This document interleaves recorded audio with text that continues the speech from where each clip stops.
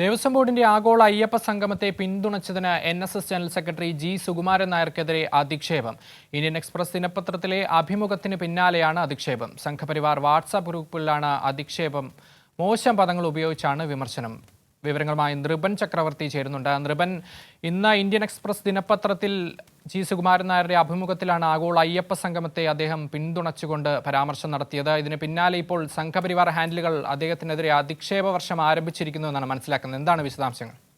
തീർച്ചയായും സംഘപരിവാറിന്റെ അനുകൂലമായിട്ടുള്ള വാട്സപ്പ് ഗ്രൂപ്പുകളിൽ വ്യാപകമായി അധിക്ഷേപം നടത്തുകയാണ് NSSന്റെ ജനറൽ സെക്രട്ടറി G. സുകുമാരൻ നായർക്കെതിരെ വളരെ മോശം പദങ്ങൾ ഉപയോഗിച്ചാണ് അധിക്ഷേപം നടത്തുന്നത്.